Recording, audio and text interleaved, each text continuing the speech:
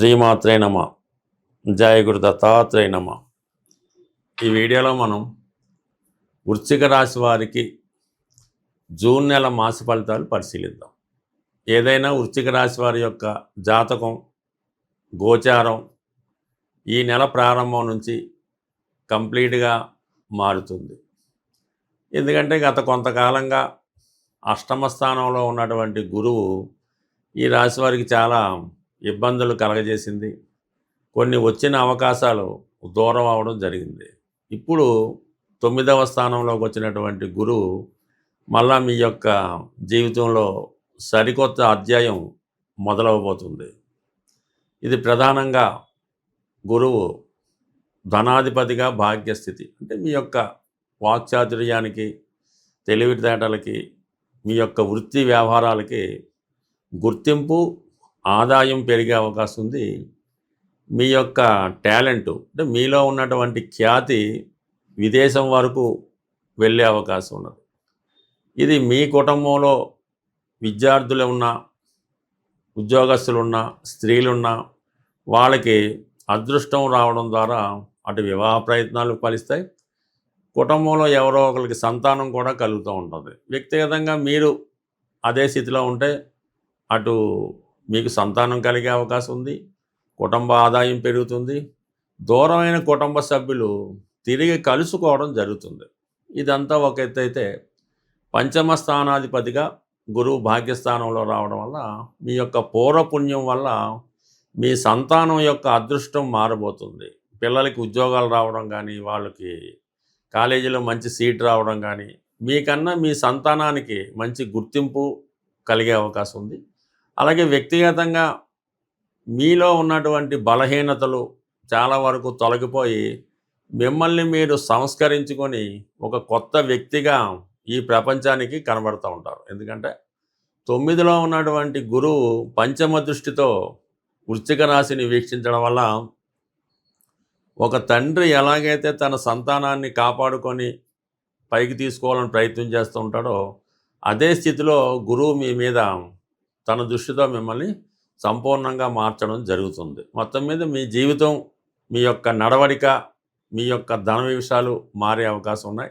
June 20 తర్వాత కుజుడు 7వ స్థానంలోకి రావడంతో కొంతవరకు కొత్త వారితో కలిసి కొన్ని వెంచర్ స్టార్ట్ చేయడం కానీ, కొత్తగా ఏదైనా బిజినెస్ స్టార్ట్ చేయడం కానీ జరిగే అవకాశం ఉంది. వృత్తిలో కూడా కొంత ప్రమోషన్ లాంటిది పెరుగుతుంది. చాలా బిజీగా వ్యవహరిస్తారు. మొత్తం మీద కుజుడు చాలా అనుకూలంగా ఉన్నాడు ఈ సమయం నుంచి, జూన్ నెల నుంచి. గురువు ఇంకా అనుకూలంగా ఉన్నాడు. ఈ రెండు మీకు మీ జీవితంలో మంచి ప్రాధాన్యత ఇవ్వడం జరుగుతుంది. ఇక ప్రధానంగా కుజుడు, రాష్ట్రాధిపతిగా ఉన్నటువంటి కుజుడు 6వ స్థానంలో ఉన్నాడు. అంటే మీకు మీరే పోటీ అన్నట్టుగా ఉంటుంది. ఎక్కడికి వెళ్ళినా కూడా విజయం సునాయాసంగా లభిస్తూ ఉంటుంది. ఈ సమయంలో అది క్రీడారంగం, పోలీస్ డిపార్ట్మెంటు, రియల్ ఎస్టేటు, కెమికల్లు, మెడికల్, వైద్యం, న్యాయవాది వృత్తి, ఎవరైనా సరే కంప్లీట్గా మీ యొక్క వాక్చాతుర్యానికి, మీలో ఉన్నటువంటి టాలెంట్కి తగిన ప్రాధాన్యత ఏర్పడుతుంది. రియల్ ఎస్టేట్ రంగంలో ఉన్నవాళ్ళు చాలా బిజీగా ఉంటారు. మీ యొక్క మార్కెటింగ్ వాల్యూస్ పెరుగుతాయి, మీలో ఉన్నటువంటి స్కిల్స్ పెరుగుతాయి. అలాగే బిజినెస్ డెవలప్మెంట్ చాలా అనుకూలంగా ఉండే అవకాశం ఉంటుంది జూన్ 20 వరకు కూడా. ఇక ప్రధానంగా అష్టమ స్థానంలో ఉన్నటువంటి శుక్రుడు మీకు ఈ 8వ తారీఖు దాకా కూడా ఒక స్త్రీ ధనం మీకు లభించే అవకాశం ఉంది. ఈ సమయంలో వివాహం నిశ్చయం అయితే బాగా ఉద్యోగస్తులైన భార్య రావచ్చు, బాగా కట్నం ఇచ్చే భార్య కూడా వచ్చే అవకాశం ఉంది. అంటే స్త్రీల ద్వారా మీకు లాభం కలుగుతూ ఉంటుంది. పరిశోధనా రంగంలో ఉన్న వాళ్ళకి చాలా బాగా కలిసి వస్తుంది అన్నమాట. మీలో ఉన్నటువంటి ఏదో పిహెచ్డి చేద్దాం అనుకున్న వాళ్ళకి ఇదంతా కూడా అనుకూలంగా ఉంటుంది. బుధుడు కూడా 7వ స్థానంలో ఉండడం వలన వృత్తి సడన్గా చేంజ్ రావడం జరుగుతూ ఉంటుంది. ప్రస్తుతం ఉన్నటువంటి హార్డ్ వర్క్ నుంచి చాలా లైట్ వర్క్లోకి మారుతూ ఉంటారు అనమాట. చాలా తేలిగ్గా ఈ వర్క్ ఫ్రమ్ హోమ్ లాగా చాలా అనుకూలమైనటువంటి స్థితి రావడం జరుగుతుంది. ఇన్కమ్ కూడా జనరేట్ అవుతూ ఉంటుంది అన్నమాట. ఎక్కువగా మీకు ఇవన్నీ కూడా మీకు ఫైనాన్స్ సౌకర్యాన్ని పెంచుతూ ఉన్నాయి. అంటే ధనస్థానాన్ని వీక్షిస్తుంటే అష్టమంలోకి వచ్చినటువంటి ఈ గ్రహాలు ఆటోమేటిక్గా మీకు కుటుంబ సౌఖ్యం, కుటుంబ ఆదాయం పెరగడం, కొత్త వారితో పరిచయాలు, ఇవన్నీ కూడా చాలా ఆనందంగా కలిగే అవకాశం ఉంది. ఎటొచ్చి పంచమంలో శని కొంతవరకు ఫెయిల్యూర్స్ ఉంటుంటాయి. ప్రేమ పరంగా ఉన్న వాళ్ళకి వాయిదా పడుతుంటుంది, ప్రేమికుల మధ్య ఎడబాటు కలుగుతూ ఉంటుంది, పెళ్లి ప్రయత్నాలు ఇబ్బంది పెడుతుంటాయి. పంచమంలో శని సప్తమాన్ని చూస్తూ ఉంటాడు. అలాగే స్పెక్యులేషను, ఈ షేర్ మార్కెట్టు, ఈ జూదం ఇవన్నీ అంచనాలు తారుమారు అవుతుంటాయి. మనం దేనికోసం ఎదురు చూస్తున్నామో అది ఆటోమేటిక్గా లేట్ అవుతూ ఉంటుంది. ఇక ప్రధానంగా 4లో ఉన్నటువంటి రాహు కొంతవరకు విద్యార్థులు శ్రద్ధ పెట్టవలసి ఉంటుంది. అంటే 2 రకాలుగా ఉంటారు విద్యార్థులు. బాగా చదువుకున్న వాళ్ళకి నో ప్రాబ్లం. ఎవరైతే ఏదో సగం నాలెడ్జ్‌తో కాలక్షేపం చదువుతారో వాళ్ళకి మాత్రం కంప్లీట్‌గా ఇబ్బంది కలిగే అవకాశం ఉంది.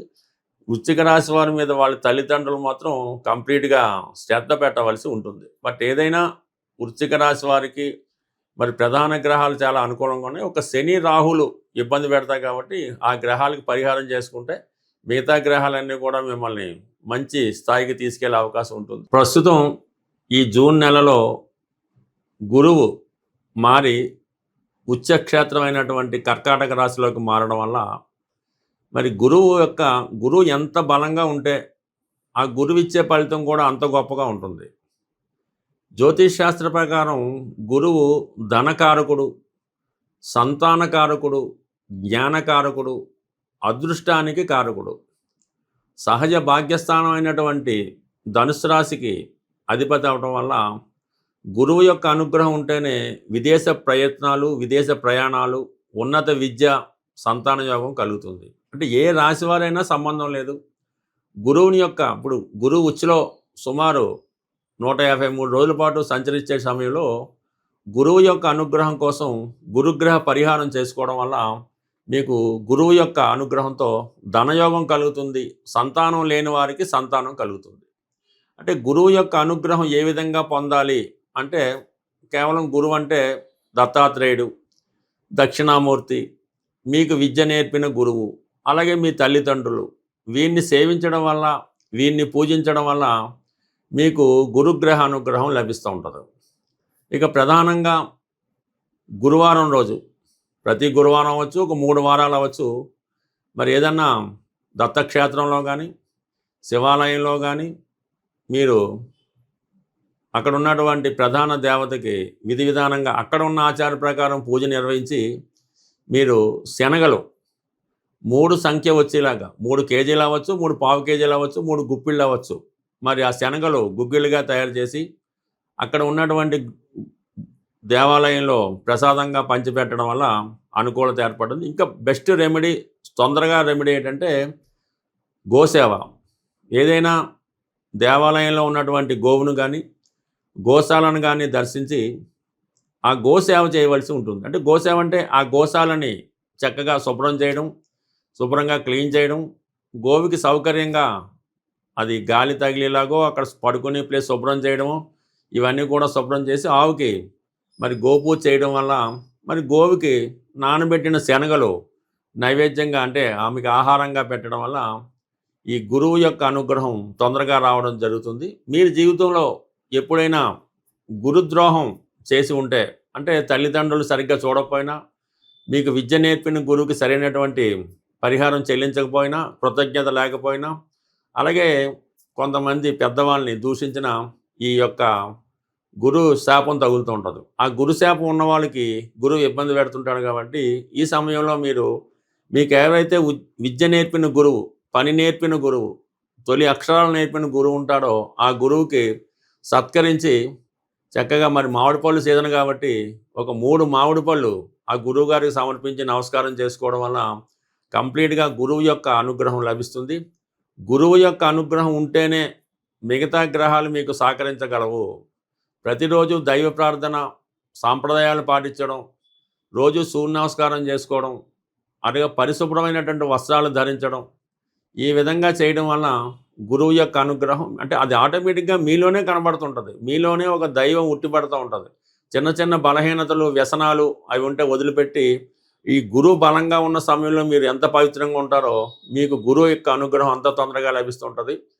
మరీ చిన్న రెమెడీ ఏంటంటే పసుపు రంగులో ఉన్నటువంటి 3 అరటిపళ్ళు ఆవుకి పెట్టడం వల్ల గత జన్మలో చేసిన పాపం, ఈ జన్మలో చేసిన పాపం కూడా పరిహారం అయ్యే అవకాశం ఉంది. మరి గురువు అనుగ్రహం కోసం కనక పుష్యరాగం అనే స్వచ్ఛమైనటువంటి ఒరిజినల్ బంగారు ఉంగరాన్ని బంగారంలో తయారు చేసి కుడి చేతి చూపుడు వేలికి ధరించవచ్చు. అలాగే ఈ కనక పుష్యరాగం ఉంగరాన్ని ధరించలేని వారు మరి ఏదైనా తెలుపు రంగు దారానికి పసుపు రాసి, అంటే yellow colour thread right hand మడమకి కట్టుకోవడం వల్ల, స్త్రీలు కానీ పురుషులు కానీ ఒక పసుపు కొమ్ము, అంటే పసుపు కొమ్ములో దుంప పసుపు కొమ్ము, అది పాకెట్లో పెట్టుకోవచ్చు, లేదంటే హ్యాండ్కి కట్టుకోవచ్చు. ఈ విధంగా పసుపు కొమ్ము దగ్గర పెట్టుకున్నా కూడా గురుగ్రహ అనుగ్రహం లభిస్తుంది. రావి చెట్టుకి ప్రదక్షిణలు చేసి ఆ రావి చెట్టుకి నీళ్లు పోయడం వల్ల ఆ దత్తాత్రేయుడి అనుగ్రహంతో పాటు గురుగ్రహ అనుగ్రహం కూడా లభిస్తుంది. ఈ సమయంలో మీరు ఏదో ఒక దత్తక్షేత్రాన్ని సందర్శిస్తే ఈ గురువు యొక్క ఆశీర్వాదం మీకు లభించే అవకాశం ఉంది. బట్ ఏదన్నా గురుబలం ఉంటేనే పెళ్ళి, పిల్లలు, సంతానం, డబ్బులు లభిస్తాయి. కాబట్టి ఈ సమయంలో మీరు ఈ గురుగ్రహ అనుగ్రహం సంపాదిస్తే జీవితంలో చాలా సౌకర్యాలు ఏర్పడే అవకాశం ఉంది. స్వస్తి.